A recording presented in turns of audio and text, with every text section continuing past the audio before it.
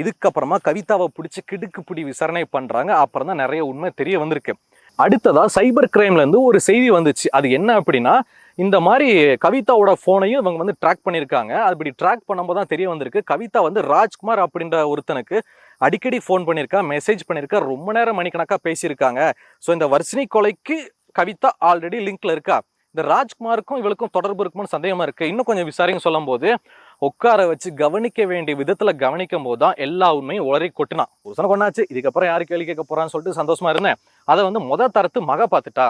மக பார்த்துட்டு என்கிட்ட 4 கேள்வி அதே மாதிரி நறுக்குன்னு கேட்க, இன்னொன்னு அவனோட அப்பா, அதாவது தரத்து வர்ஷினி இருக்கா பாத்தீங்களா, அந்த வர்ஷினியோட அப்பா என்னோட புருஷன் குமாரசாமி, அது இறந்ததுக்கும் நான் தான் காரணம்னு சொல்லிட்டு என் மேல சந்தேகம் திரும்பி மறுபடியும் நிறைய கேள்வி கேட்க ஆரம்பிச்சிட்டா. ஸோ எங்க நாம மாட்டிப்போம், ஜெயிலுக்குள்ள போயிடுவோம் அப்படின்ற ஒரு பயத்துல கள்ளக்காதலன் மற்றும் கூலிப்படையினர் அவங்க கூட சேர்ந்து தாரத்து பொண்ணு வர்ஷினி கொன்னுட்டேன் சார், கொன்னு ஃப்ரீசர்ல வச்சிருந்தேன், அதுக்கப்புறம் எடுத்து வந்து இப்படி போட்டேன். இந்த கொலையை வந்து ஒரு நாடகமா ஒரு நரபலி கொடுத்தாங்க அப்படின்ற மாதிரி மாத்துறதுக்காகத்தான் இந்த செட்டப்லாம் பண்ணேன் சார், கடைசியில் நானே மாட்டிக்கிட்டேன் சார்ன்னு சொல்லிட்டு அப்ரூவர் ஆயிட்டான். ஸோ அவன் எல்லாத்தையும் ஸ்டேட்மெண்ட்டாக சொன்னதுக்கு அப்புறமா அந்த கவிதாவுடைய கள்ளக்காதலன் ராஜ்குமார் அவனையும் கைது பண்ணி இந்த எல்லாத்துக்கும் உடந்தையா இருந்த கூடயே ஒண்ணுமன்னா சுத்தின அந்த கூட்டாளிங்க அவங்களையும் கைது பண்ணி விசாரணை பண்ணி கோர்ட்ல அவங்களுக்கு வந்து தக்க தண்டனை வாங்கி கொடுத்தாங்க. இப்போ வந்து ஜெயில இருக்கிறாங்க. ஸோ இதுதான் மக்களே நியூஸ்.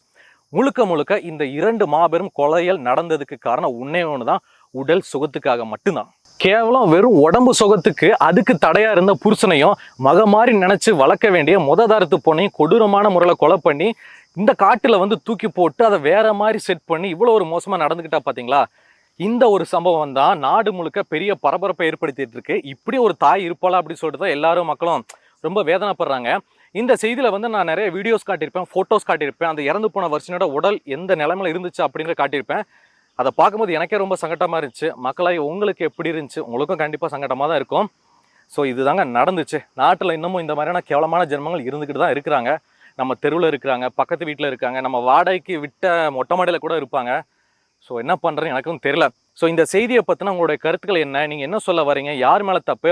இந்த மாதிரியான கேவலமான ஜென்மங்களுக்கு நீங்கள் ஒரு ஜட்ஜாக இருந்தால் எந்த மாதிரி கொடூரமான தண்டனை கொடுக்கலாம் அப்படின்ற மக்களாகிய உங்களுடைய கருத்துக்கள் என்ன அப்படின்றத ரெபல் டைம்ஸ் இந்த யூடியூப் சேனலுடைய கமெண்ட் பாக்ஸில் என் கூட சேர்ந்து தெரிவிங்க.